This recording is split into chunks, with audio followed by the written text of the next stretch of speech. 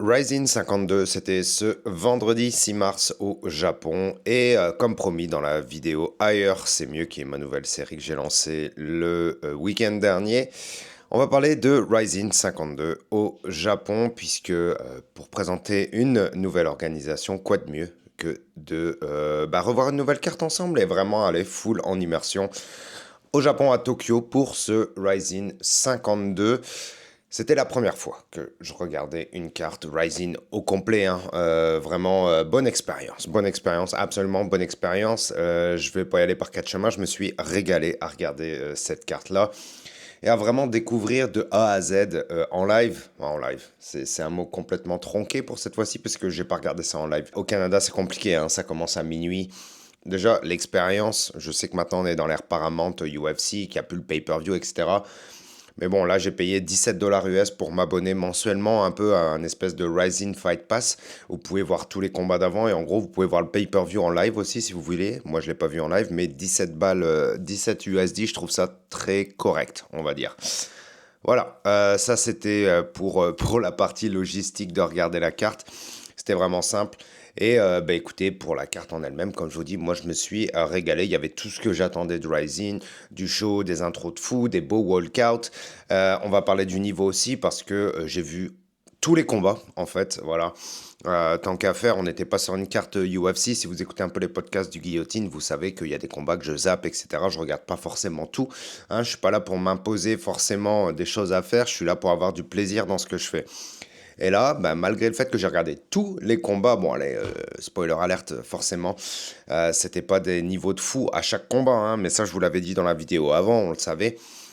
Mais c'était vraiment fun à regarder. C'était vraiment fun à regarder. Il y a tout ce qu'il faut. La taille du ring est vraiment grande, je trouve aussi. Je pense que c'est plus grand qu'un ring de base. Donc il y a de quoi se battre au milieu. C'était juste bien. Donc écoutez, je vous propose de passer à travers les combats, les walkouts, les intros, etc. Let's go. Hey, I'm not surprised, motherfuckers.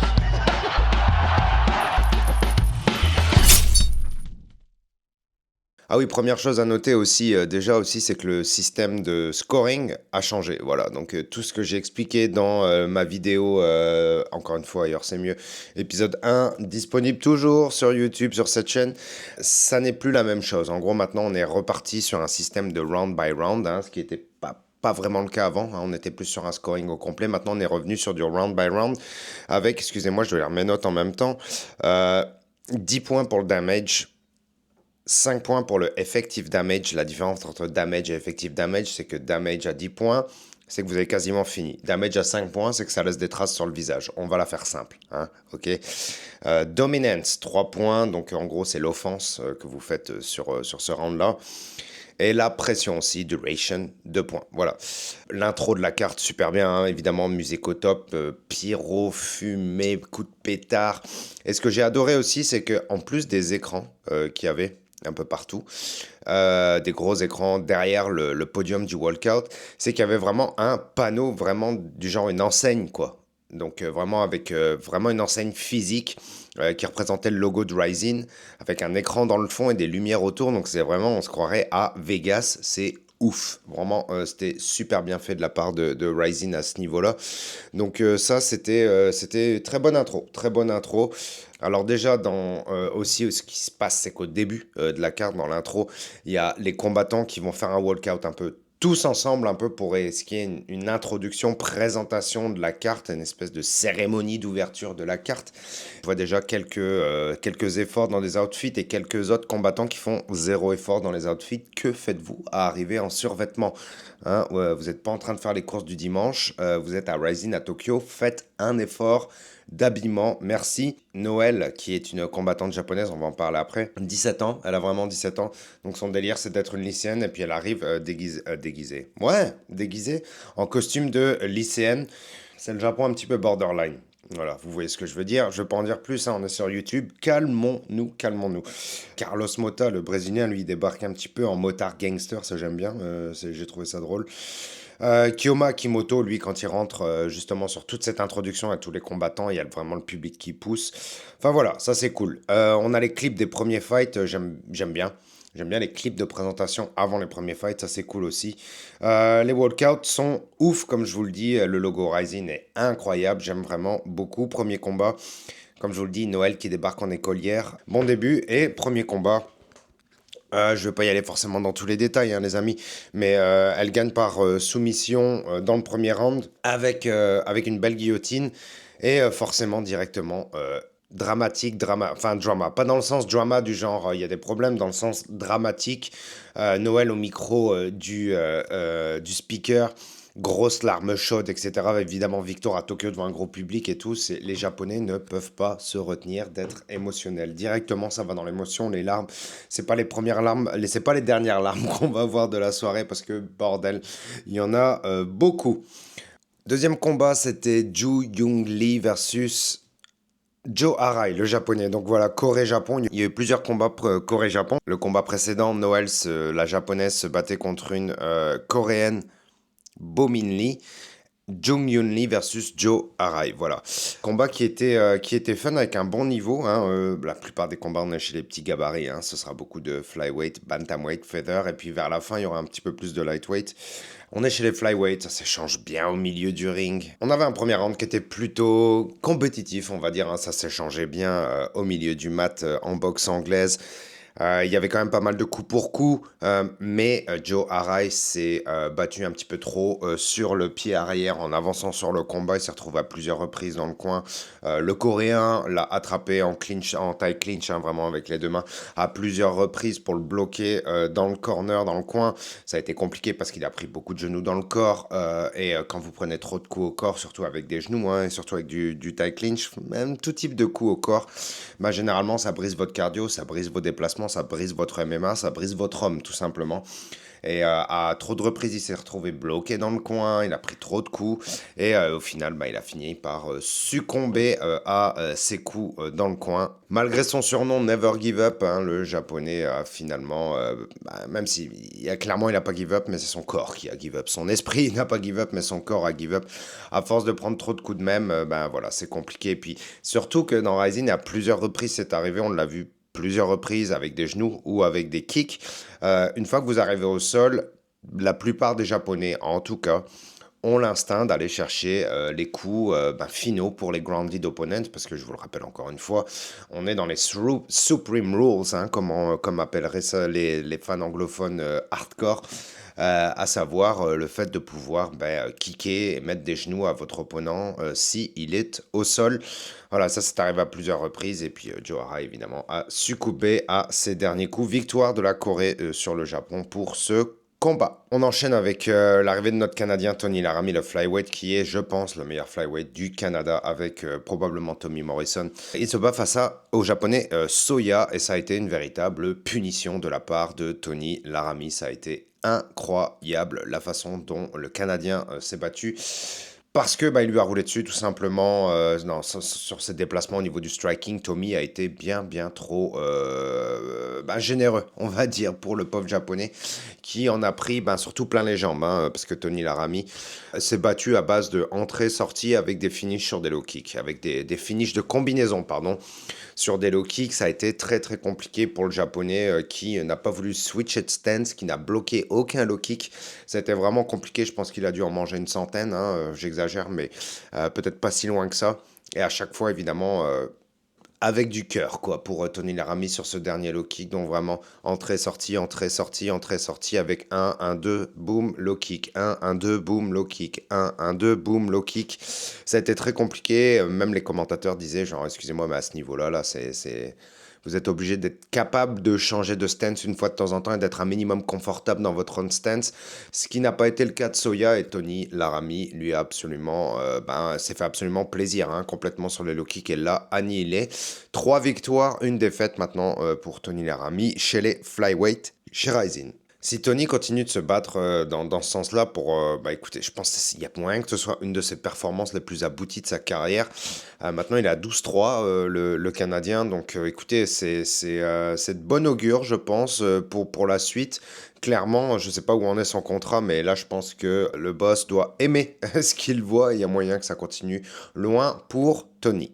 Autre combat intéressant, Shoko Sato versus John Sweeney. John Sweeney, 30 ans, qui a été champion chez LFA, qui avait enchaîné les victoires chez LFA. Donc là, je me disais que pour Rising, c'était une belle confrontation. Hein, clairement, voir si Rising peut être compétitif avec un champion de chez LFA.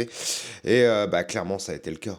Ça, 200% était le cas. Je trouvais que John Sweeney était très très nerveux avec ses mains, les mains basses, écartées, coudes écartés, menton en avant. C'était catastrophique au niveau de l'approche du stand-up, des déplacements et du striking pour l'américain.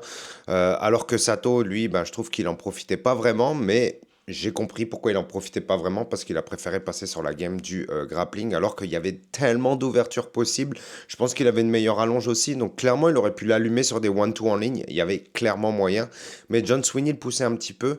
Au final ça s'est retrouvé dans les cordes, et à partir du moment où John Sweeney s'est retrouvé au sol, parce que Sato, c'est plus un grappleur apparemment, du coup, ça a été assez facile pour lui depuis les cordes de pouvoir l'amener au sol. Et à partir du moment où John Sweeney s'est retrouvé au sol, il s'est retrouvé à genoux avec son visage potentiellement à découvert. Et encore une fois, avec cette règle de pas de grounded opponent, vous pouvez lui massacrer la face avec vos pieds, avec vos genoux si vous voulez. Sweeney, il en a pris un sale de genoux. Et sur le scramble, de la panique, hein, évidemment, parce que je pense que c'est pas tout le monde, surtout quand tu viens du LFA, te prendre un genou pleine face quand tu as les genoux au sol. Je pense que ça te met le cerveau en panique et que tu perds un petit peu tes moyens, ce qui a complètement été le cas de John Sweeney, parce qu'il s'est retrouvé directement en full mount. Puis derrière, ça a été un massacre pour Sato, un vrai bain de sang, vrai bain de sang.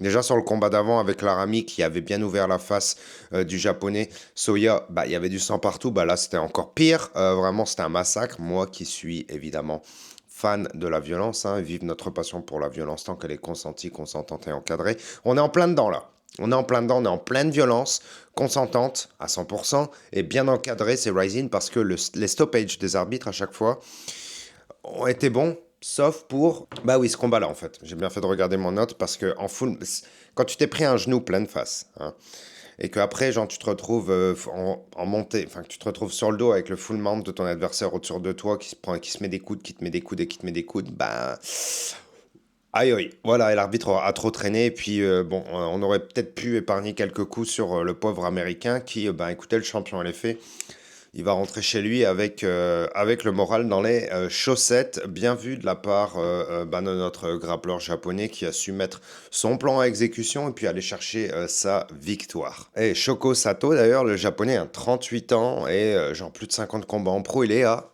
38-17-2. Voilà, et classé numéro 2 chez les Bantamweight. Chez Rising, voilà, un gros vétéran avec une grosse victoire sur un gros prospect, hein, 30 ans, champion LFA. Excusez-moi, pour moi, sur le papier, c'est un gars qui avait sa place au Contender Series et qui gagnait sa place au Contender Series. On est sur le papier, calme-nous.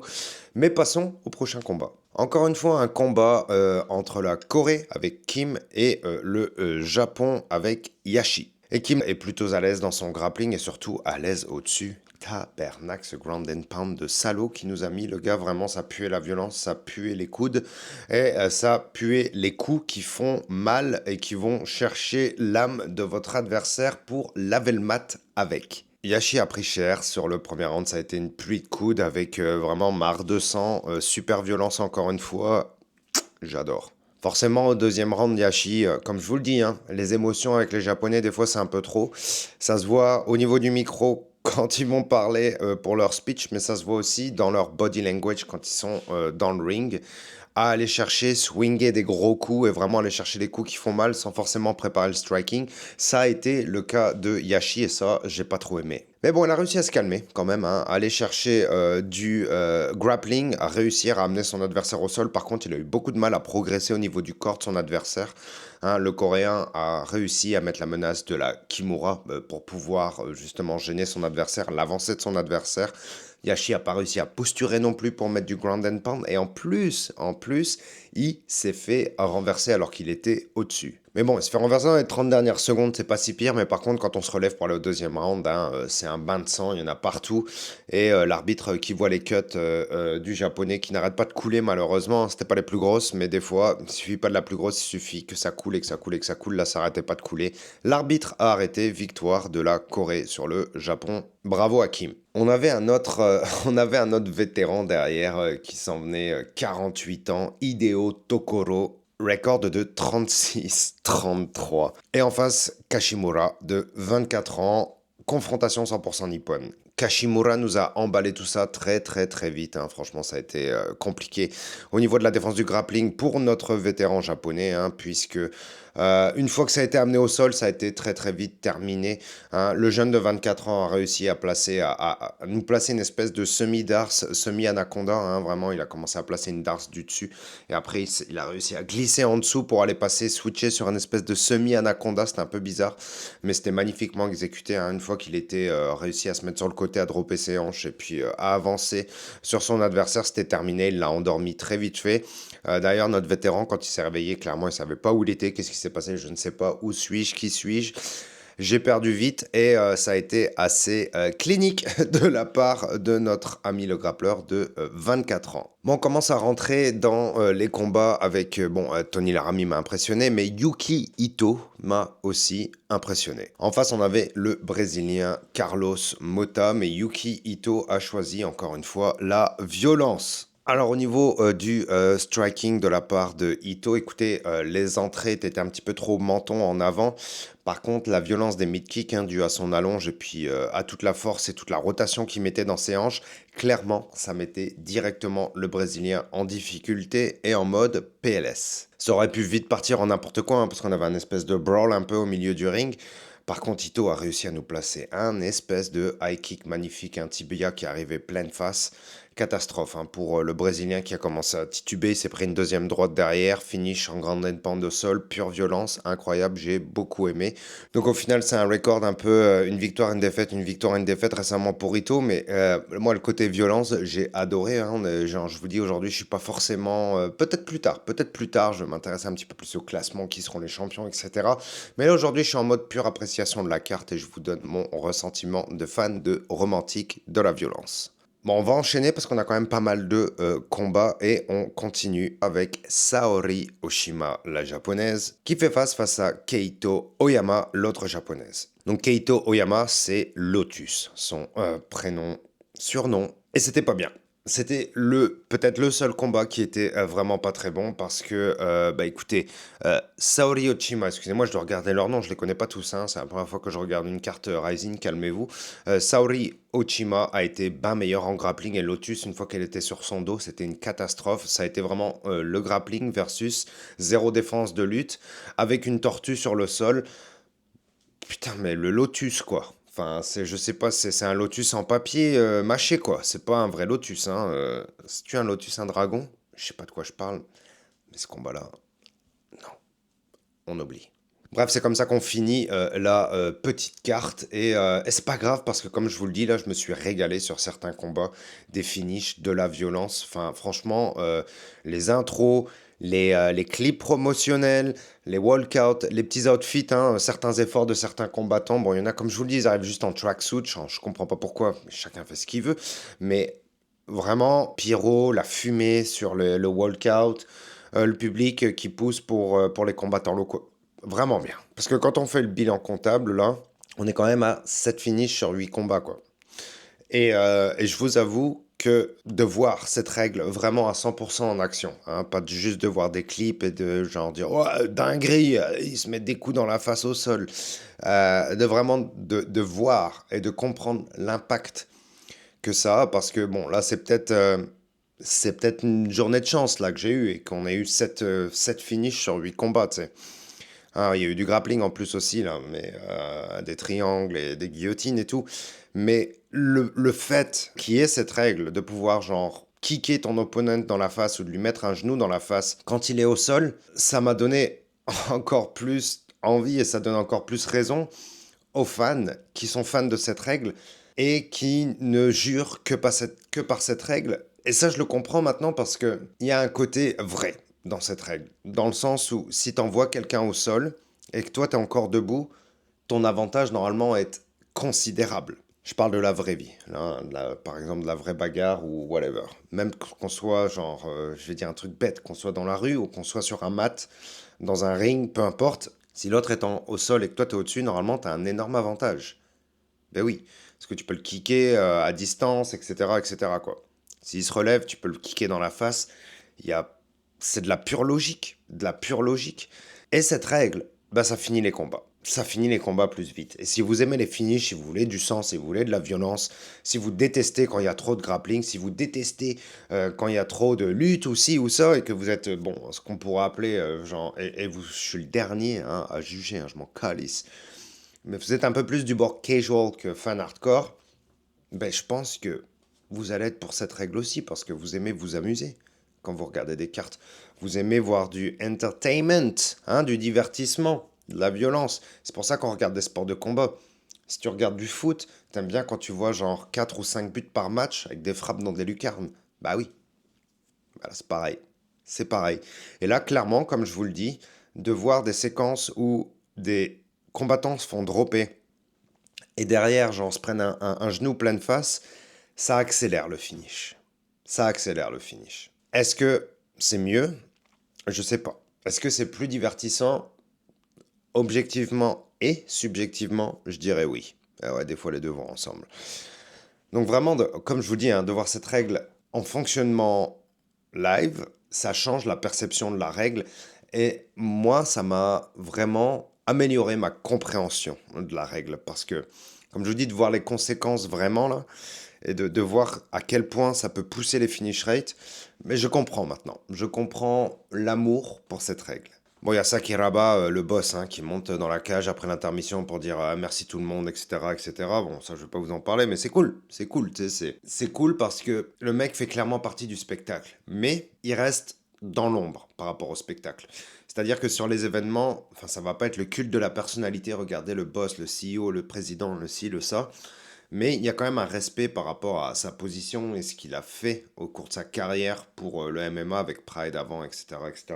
Il est là en conférence de presse et tout, mais clairement, quand c'est la carte, c'est le spectacle avant tout, le sport avant tout, les combattants avant tout, tout quoi. Tout, le show avant tout. Lui, il vient juste à l'intermission pour dire merci et genre vraiment faire des courbettes pour le spectacle, pour les fans, et merci à vous de faire vivre l'organisation. C'est bien que ce soit le CEO qui soit à vraiment mettre le sport en avant. Avant tout, mettre le spectacle en avant et veuille vraiment faire plaisir aux fans. Bon, passons à la main card parce qu'il y avait du gros combat quand même. On va en parler. Il y a de belles choses à dire là-dessus. Malheureusement, il faut commencer par une mauvaise nouvelle directe. On était censé avoir un prodige de Deep, Aimoto. Notre Aimoto était invaincu, je crois, 9 victoires d'affilée chez Deep. Donc, il y avait beaucoup de buzz autour de lui. Il devait se battre contre le russe, comment il s'appelle? Kolesnik. Kolesnik, voilà. On va en parler aussi hein, de ce gars-là. Mais Aimoto était censé se battre sur cette carte-là. Moi, j'avais beaucoup d'espoir à le voir parce que, tant qu'à regarder Rising, autant genre être au courant des newcomers. Est-ce que ça va être quelque chose de gros, etc. Ça aussi, on va en parler pour le dernier combat. C'est intéressant. Voilà, moi je lis Bicycle Incident. Donc le gars il a fait genre il s'est fait mal en vélo, mais après des fois je me dis est-ce que c'est mal traduit, il s'est fait mal en moto. Je sais pas, mais le gars qu'est-ce qui s'est passé dans la semaine quoi? T'as décidé d'enlever tes petits trous sur le vélo et de te lancer des défis et de foirer ton combat chez Rising quoi, le premier. Fait chier quoi. Donc au final on se retrouve avec un remplaçant, comment s'appelle-t-il? Excusez-moi, je regarde mes notes encore une fois. Takeda. Tellement un dur à cuire, le gars, quoi. 36 hours short notice. Le gars, il fait semblant, il parle pas français. Short notice de 36 heures. Un jour et demi, quoi. Chaud. Chaud. Face au Rust Kolesnik, qui lui s'était préparé complètement aussi pour un autre combattant. Donc voilà, kudos à lui d'accepter. Et bah, j'ai pas été très très impressionné de la part du Russe, honnêtement. Le gars, il commence avec. Genre, il nous fait son intro, il fait pam pam pam pam, son intro comme ça sur le ring. Et là, je me dis, est-ce que c'est un gars du Muay Thai ou un gars du Lightweight? Peut-être aucun des deux. Oula, détends-toi. Détends-toi. Parle pas mal comme ça. Parle pas mal comme ça. Premier kick, par contre, hein, premier round, on voit que ça présume du sale pour Takeda. Il utilise beaucoup son allonge et il utilise beaucoup des single strikes et il était très à l'aise dans le premier round, pas mal dans le deuxième, mais ça commence un petit peu à décliner dans le deuxième avec la cardio et dans le troisième, il était plus là, quoi, le russe. Oh, certes un striker, mais moi je trouve que c'était un striker très très basique, quoi. Donc c'est pour ça que je veux bien croire que quand il faisait ça, ça faisait genre un peu genre introduction de lightweight, parce que oui, c'est des gros combattants les virements du lightweight, c'est pas ça que je veux dire, mais c'est pas forcément la technique adaptée au MMA. Bah ouais. C'est pas forcément le gros striking flashy, etc. C'est plus genre en mode genre on se bat dans la poche comme en taille un petit peu, où c'est genre coup pour coup, pour coup, pour coup, pour coup, pour coup. Et là, la façon dont il se battait, bah, ça ressemblait un petit peu à ça, quoi. Des gros mid-kicks, hein, un mid-kick, un mid-kick, un mid-kick. Il profitait de son allonge pour bloquer les avancées de son adversaire, Takeda aussi, qui lui en plus a vraiment voulu y aller en mode samouraï japonais, genre l'honneur avant tout, je ne reculerai jamais, j'avance tout le temps sur mon adversaire, etc. C'était très très beau de la part de Takeda, le fighting spirit. Par contre, Takeda, comme je vous le dis, hein, dans le premier round, il a fait que manger des coups, hein, même s'il n'a pas pris de coups significatifs, vraiment, il a quand même pris genre peut-être un jab par-ci par-là, pleine face, mais c'était plus dans la garde, etc. Mais clairement, il subissait, hein. Pourtant, par contre, il envoie un strike, il déséquilibre direct le russe, donc il y avait quand même de l'espoir, hein, pour le japonais, même à la fin du premier round, qu'il avait clairement perdu. Par contre, direct Kolesnik, là, genre, je vois dans le deuxième round que, genre, les entrées-sorties, c'est plus des entrées que des entrées-sorties, quoi. Je le vois traîner un petit peu plus dans la poche et directement, ça l'ouvre un petit peu plus à la possibilité de se faire grappler par Takeda. Takeda qui va commencer évidemment à pousser dans les cordes un petit peu plus, hein, parce qu'il trouve pas la solution en striking face à un striker qui est plus grand que lui. Il a du mal à capitaliser un petit peu sur ces séquences de lutte dans les cordes. Tandis que Kolesnik continue à scorer au striking et que Takeda cherche à amener au sol. Et ça fait limite peine à voir, hein, parce que Takeda, qui donne autant de courage et qui veut absolument rentrer dans des phases de grappling et à shooter sur des takedowns, doit malheureusement manger quelques genoux, hein, sur ses entrées, évidemment. Hein, tu te mets en danger quand tu vas aller shooter, c'est normal. Mais il abandonne absolument pas, c'est incroyable. Finalement, la cardio du russe, Kolesnik finira par le rattraper. Takeda arrivera à l'amener au sol en mode tortue, lui sautera dessus, à prendre le dos. Le russe va se relever, il va avoir le japonais en mode backpack dans ce dos derrière, mais Takeda va vite perdre la position, malheureusement. Mais on voit les premiers signes de faiblesse du russe. Comme je vous dis, troisième round, Kolesnik paraît cuit dans son coin. Et Kolesnik ne fait que reculer, hein. À plusieurs reprises, Takeda va essayer de le prendre sur un headlock. Hein, vraiment, on va aller chercher un headlock pour pouvoir essayer d'aller chercher un petit peu de potentiellement attaque en grappling. Mais c'est plus du headlock défensif, malheureusement, parce que comme je vous le dis, le russe est cuit, va aller chercher du grappling, mais c'est plus du corps à corps complètement désespéré, parce que là, ça se voit clairement, hein. C'est pas du grappling pour pouvoir aller chercher des amener au sol, c'est du grappling pour staller. Vraiment, il était en train de staller, donc c'est-à-dire de neutraliser le fight et de faire en sorte que le temps passe. C'était pas très beau. Takeda n'a pas fait, n'a pas réussi à faire ce qu'il voulait faire dans ce troisième round, même si il insistait, il insistait, il insistait. C'était Takeda qui prenait le troisième round. Les arbitres ont mis 2 fois Takeda et 1 fois Kolesnik pour une décision partagée. Ça me paraît un petit peu trop donné pour le japonais, hein, je vais être honnête avec vous. Hein, le russe était piste, je peux le comprendre, mais j'ai pas forcément aimé l'attitude sportive, je parle du russe, dû au fait qu'il n'avait absolument plus de jus, on va dire, dans le dernier tiers ou dans la dernière moitié du combat. Pas forcément impressionné par Kolesnik, j'aurais préféré voir, putain merde, un Emoto là, qui s'est blessé tu sais, avec son petit vélo ou sa moto, je sais pas. Et Takeda, lui, évidemment, qui n'en pouvait plus, un 36 hours notice, il s'écroule complètement à la fin du combat. Et on l'a vu même vomir dans le seau. J'étais là, est-ce qu'il va vomir? Au final, son corner lui a amené le seau, il a vraiment vomi dans le seau. Incroyable esprit, hein.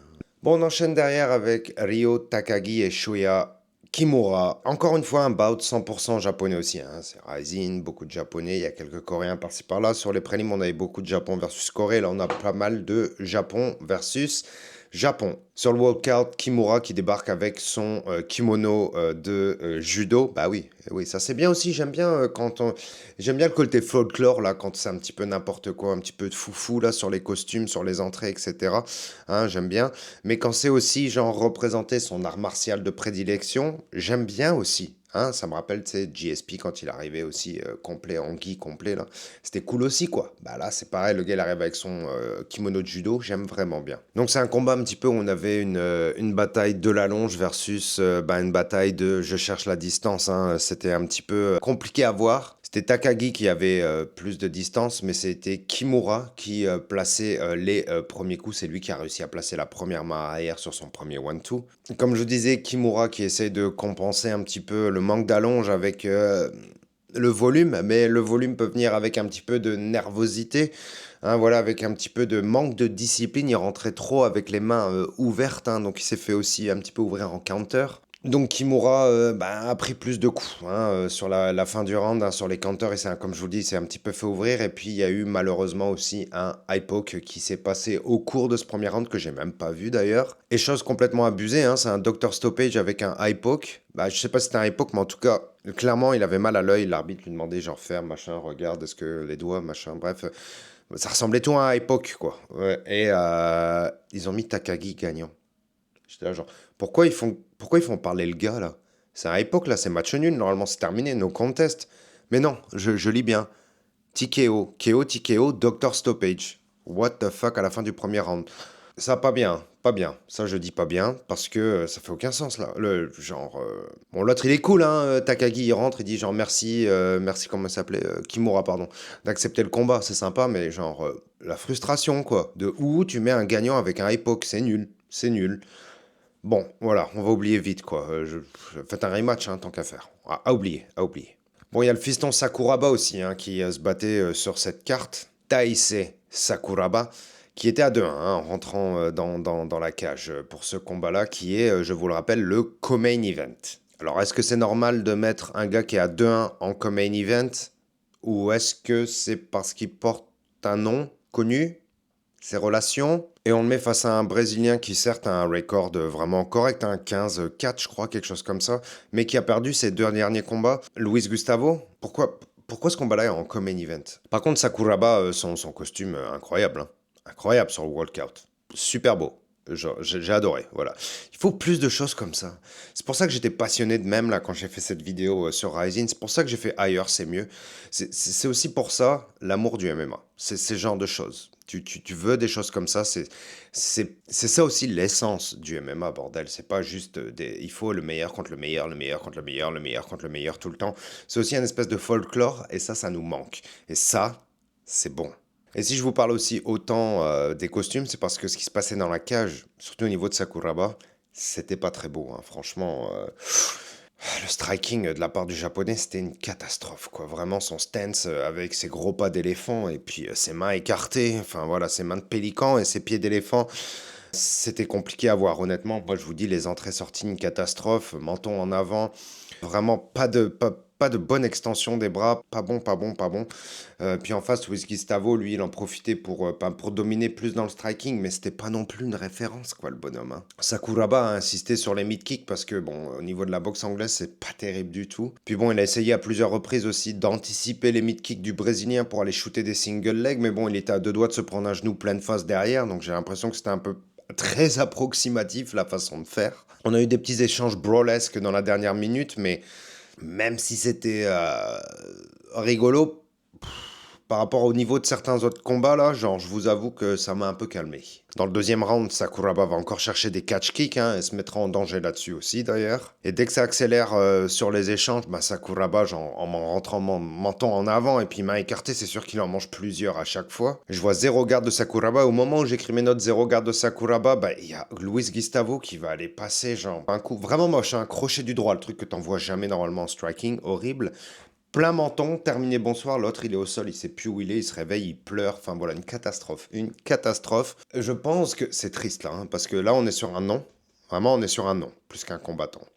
Peut-être il sait se battre, etc., mais pas impressionné moi, hein. Vraiment pas, je vous le dis direct, hein, son approche du grappling ou de la lutte offensive, pas bon, striking dégueulasse, défense de garde dégueulasse, tout pas bon. Est-ce qu'il a envie de faire ça? Est-ce que si? Est-ce que ça? Je sais pas. Est-ce que la pression le tétanise? Le pauvre est complètement en pleurs là quand il va aller s'excuser auprès de son adversaire, de Luis Gustavo qui l'a séché et tout. Enfin, la cata. La cata. Pour celui-là, là, je vous le dis, genre oui, il y a eu un finish. C'était du nimp. Pour le folklore, ok, fun. Mais pour le niveau et tout ça là, un peu à oublier quand même. Bon, et puis on passe au main event, hein. Kiyoma Akimoto, qui est le prodige de 19 ans, a vaincu chez Rising, a vaincu dans sa carrière directement dans le bain, dans la fosse au lion, in the pit, voilà, hein, vraiment dans la fosse aux gladiateurs, j'ai envie de dire, dans la fosse aux crocodiles, dans la cage aux lions, dans tout, en plein milieu de la savane, Patchy Mix. Notre ami qui avait signé au UFC, qui était une belle signature du UFC et qui a échoué au UFC, qu'est-ce qu'on lui donne comme combat rebond? Le plus gros bourbier potentiellement de sa carrière. Patchy Mix s'est fait défoncer et Akimoto a vraiment le niveau qu'on lui donne. Il y avait beaucoup de hype autour de ce kid. Ouais, je vais parler comme Dana White. Je vais l'appeler kid parce que moi j'ai 42 ans, lui il en a 19. J'ai le droit de l'appeler un kid. Alright? Leave me alone. Ça a été un très beau combat de la part de Akimoto. Tellement plus à l'aise sur les pieds, tellement plus fluide, tellement plus rapide, tellement de meilleure recherche d'angle que de la part de Patchy Mix. Il voyait les shoots de Patchy Mix parce que Patchy Mix, il voyait que ça marchait pas bien en striking. Du coup, il a lancé quelques takedowns. Au début, ils étaient un peu préparés, mais genre au fur et à mesure du combat, c'était plus du désespoir qu'autre chose parce que je vous le dis tout le temps. Les beaux kicks en striking, il faut les préparer. Les beaux shoots en grappling et en lutte offensive, il faut les préparer aussi. Il faut les masquer. Il faut envoyer des informations avant, des fausses informations avant. Il faut envoyer des baits. Il faut envoyer des petits coups avant. Bref, ça se prépare. Ça se prépare et Patchy Mix n'arrivait plus à les préparer derrière parce qu'il y avait du désespoir face au talent, à la rapidité d'Akimoto. Les mains arrière tellement bien timées d'Akimoto, la préparer quand il faut et la lancer quand on veut, bien choisir ses coups, incroyable. Et déjà plein pif de Patchy Mix qui commençait déjà à pisser du nez dans le premier round. Superbe aussi. Les coups aux cordes, la pression à pousser dans les cordes, et descendre de niveau, genre tout. Il envoyait beaucoup de jabs à la face, enfin beaucoup de jabs par parcimonie, mais il y avait du volume quand même. Puis derrière, il a commencé à descendre au corps, ça a fait mal à Patchy Mix. Japonais bien plus à l'aise, bien plus confiant, et quand il a passé cette première grosse main arrière, bah Patchy Mix l'a senti, il s'est retrouvé sur le cul, s'est vite relevé derrière, et derrière s'en est repris, oh là là, complètement overwhelmed dans le premier round. Je sais pas comment il a réussi à survivre dans la poche après s'être relevé, hein, et après ce premier knockdown dans le premier, mais vraiment c'était de la survie, c'est la cloche qui a sauvé Patchy Mix dans ce premier round. Bon, dans le deuxième, par contre, un Patchy Mix est arrivé à sonner et puis pas récupéré, hein, clairement. Et puis premier one-two d'Akimoto l'a envoyé vraiment dans l'espace. Et derrière, un petit peu de ground and pound pour finir. Enfin, voilà. Puis évidemment, quand vous tombez, que vous vous relevez, le premier truc qui vous arrive dans la face, c'est soit un kick, soit un genou. Alors que vous avez encore les genoux au sol. C'est une catastrophe, quoi. Mais c'est ça, la bagarre. Et ouais. Et c'est comme ça que ça devrait être, peut-être. Et Akimoto est génial. Genre, je suis super content parce que en tant que romantique, comme je vous le dis, en tant que fan de MMA, en tant que fan du sport, mais aussi en tant que fan de tout ce qu'il y a autour du MMA et ce qui représente le MMA, je pense que c'est clair maintenant la façon dont je m'exprime.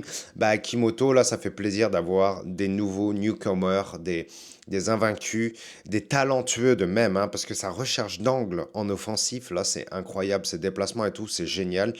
C'est tout ce que j'adore, c'est vraiment tout ce qu'on aime dans la nouvelle vague de la bagarre japonaise. La rapidité des déplacements, hein, que ce soit en boxe, que ce soit en grappling, en lutte, que ce soit en MMA, cette rapidité des petits gabarits avec les paf paf, bim bim, bam bam bam, comme ça c'est... Ah, on adore, on kiffe et Akimoto est en plein là-dedans et je suis en plein kiff d'avoir découvert Akimoto. Ça me donne quelque chose à suivre, ça me donne quelque chose à aimer, ça me donne quelque chose à espérer. Ça vaut tout l'or du monde en tant que fan en MMA. Donc voilà, cette carte, je pense que ça a été clair, j'ai pris du kiff. J'ai pris grave du kiff à regarder ça. J'ai pris grave du kiff aussi à faire la vidéo Ailleurs c'est mieux, épisode 1. Voilà, j'arrête pas d'en parler. Mais je suis un peu déçu parce que la vidéo a tanké, donc elle n'a pas fait de vue. Mais les gens qui l'ont regardé m'ont donné des très bons retours. Donc je suis quand même content par rapport à ça. Mais voilà, c'est pas grave. C'est le premier, j'en ferai d'autres derrière. Mais là, on parle de Rising aujourd'hui. Hein, on parle de Rising. Et Rising, c'était très bien. Et je pense que je vais en suivre un petit peu plus hein, sur les cartes qui me plaisent, etc. C'est sûr que maintenant, je vais rentrer peut-être un petit peu plus dedans parce qu'il y a des choses au UFC que j'aime bien et qu'il y a des choses au UFC que j'aime beaucoup moins bien. Et ce que j'aime beaucoup moins bien, j'ai pas envie de me le gaver, de forcer à me le manger, quoi. Faut faire ça pour l'amour de ce qu'on aime faire, même regarder, commenter, faire du contenu dessus. Il faut aimer. Et j'ai aimé ce que j'ai vu chez Rising et j'espère que vous avez aimé ce que vous avez vu ici ou chez Ryzen aussi. Et j'espère que vous allez peut-être suivre un petit peu plus les combats de Ryzen. Et en tout cas, j'espère avoir l'occasion d'en parler un petit peu plus. Merci à vous. Merci à Ryzen pour cette super carte Ryzen 52. Il y en aura d'autres, on en regardera d'autres. Abonnez-vous si ça vous a plu. Et puis, voilà, c'était la review, le débrief de ce Ryzen, hein. J'ai fait ça en vidéo un peu avec des notes un peu à l'arrache. Donc, je pense que vous comprenez que c'est un peu plus relax comme format vidéo. J'en ferai un autre pour le prochain Ailleurs, c'est mieux. Bah ouais, parce qu'il y en aura un autre Ailleurs, c'est mieux. Il y aura l'épisode 2 qui sera consacré à... Je ne le dis pas. Bah ouais, bien sûr, je garde la surprise jusqu'à la fin. Mais ça sortira, c'est sûr, plus tard. Voilà, je vais viser le mois de... Allez, soyons... le mois de mai. Voilà. Je vais viser le mois de mai pour le prochain épisode de Ailleurs, c'est mieux, qui sera l'épisode 2. Merci à vous pour cette écoute. On se reparle très bientôt.